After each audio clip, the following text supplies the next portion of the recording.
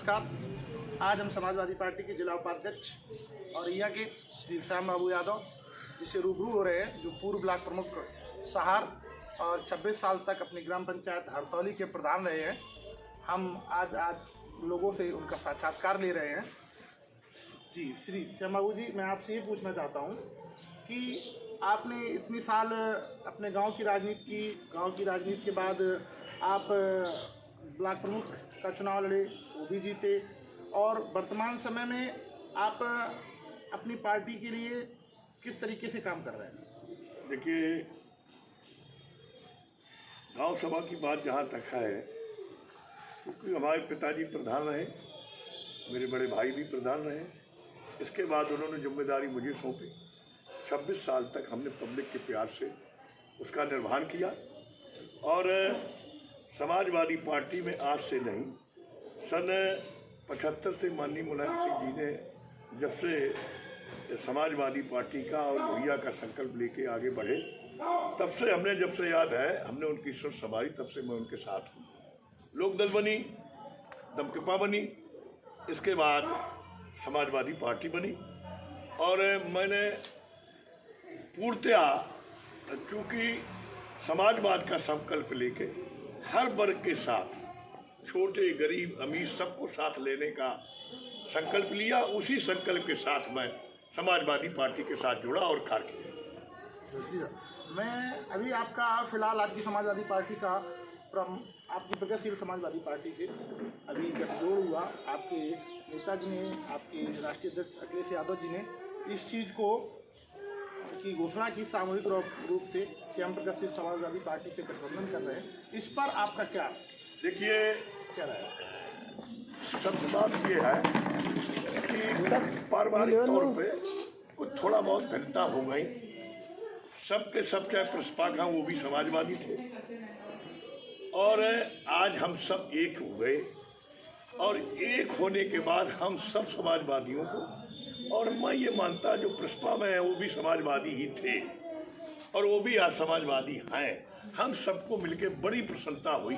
और माननीय अपने नेता संरक्षक मुलायम सिंह यादव जी को बहुत भूर, और मैं उनकी कितना मैं कह सकूं उतना कहूं कि उन्होंने इसको, जो परिवार को इकट्ठा करके समाजवादी पार्टी को एक साथ लाने का काम कराया है, इसके लिए मैं बहुत जितना मैं कह सकता हूँ उतना उनके लिए स्वादवाद और हृदय से उनको चरण स्पर्श करते हुए उन्हें बधाई दूंगा। वर्तमान समय में जो पी कनेक्शन, पहले पीयूष जैन के यहाँ छापा पड़ा, वहाँ करोड़ों का कैश बरामद हुआ, उसके बाद पम्मी जैन जी के यहाँ वर्तमान में वहाँ पर छापेमारी हो रही है, इस उद्देश्य में आपकी पार्टी का क्या होगा? देखिए ऐसा है, ये छापेमारी आप ये मान के चलिएगा, छापेमारी तुम्हें इनकम टैक्स से करानी थी। तुम 7 साल से 8 साल से केंद्र में हो, तुमने नोटबंदी की, जीएसटी जारी की, और जब नोटबंदी की उसके 2 साल 4 साल 5 साल तक आप क्या सोते रहे? तब तक तुम्हें ये पीयूष जैन और पप्पी जैन तुम्हें दिखाई नहीं दिए, और जैसे ही अखिलेश का रथ यात्रा शुरू हुई, समाजवादी पार्टी का ग्राफ बढ़ना शुरू हुआ, वैसे ही तुमने तुरंत रेड और छाप डालना शुरू किया। और चाहे वो पप्पी जैन हो और चाहे पीयूष जैन हो, पहले तो उन्होंने हमारे नेता को उसमें संलिप्तता में लेना चाहा कि समाजवादी पार्टी के है, जबकि समाजवादी पार्टी से पीयूष जैन का कोई संबंध नहीं है। लेकिन पम्मी जैन का तो है। पम्मी जैन का है तो पम्मी जैन हमारी नीट एंड क्लीन है, कहीं उनके प्रति छापा में कुछ निकला नहीं। हमने पेपर में आज पढ़ा है कि 2 करोड़ रुपया निकला, तो उसका वो रिटर्न भरते हैं, वो देंगे और हिसाब किताब दे देंगे उनको। दूसरी बात है, भाजपा के पास कोई विकास नाम की चीज़ नहीं है, और उन्होंने 7 साल तक केंद्र से लेके 5 साल तक उत्तर प्रदेश में कोई विकास तो किया नहीं। पब्लिक को सिर्फ भ्रमित करने के लिए, पब्लिक को सिर्फ डाइवर्ट करने के लिए इस तरह के छापे मारने का काम। अगर छापे ही मारते हैं तो फिर छापा धीरू भाई अंबानी कहाँ क्यों नहीं मारते? उनके यहाँ तो लाखों अरबों करोड़ों रुपया रोज का आता है, और इससे भी बड़ी बड़ी पार्टियां उनके यहाँ क्यों नहीं मारते? अगर एमएलसी हमारे पप्पी जैन के यहाँ आप छापा मार सकता है, मारे जा सकते हैं, तो उनके दल के भी तो लोग नेता हैं। तो आप ये कहना चाहते हैं कि वहाँ पे जो छापेमारी हो रही है वो सिर्फ इस तरह मान लीजिए, हाँ, सिर्फ इस तरह विरोध किस तरह से, ऐसे मानिए जैसे खिसियानी मिल्ली खम्बा नोचा।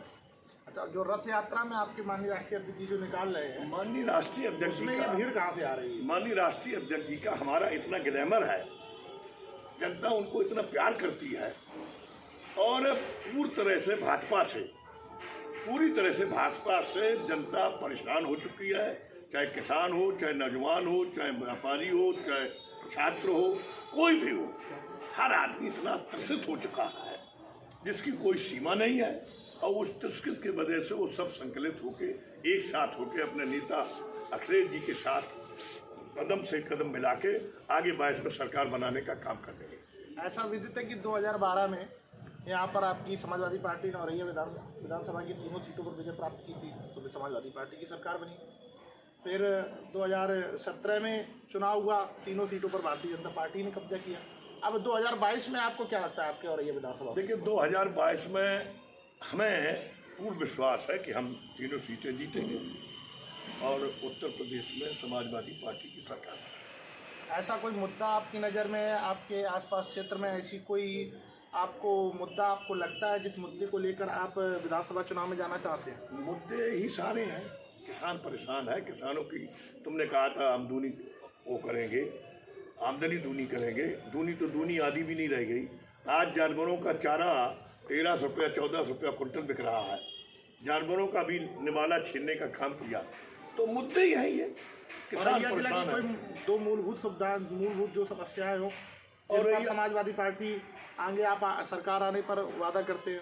सरकार मेरी जब बनी थी तो मैंने औरैया को विधूना से लेकर के और औरैया तक सीसी मार्ग से जोड़ा था, और मेरे नेता ने जितना विकास किया है औरैया में शायद कोई नहीं कर सकता है। आपको भी याद होगा कि जब हम चौराहे से चलते थे और बम्बा तक आते थे तो शायद 1-1 फुट पानी में निकल के आते थे।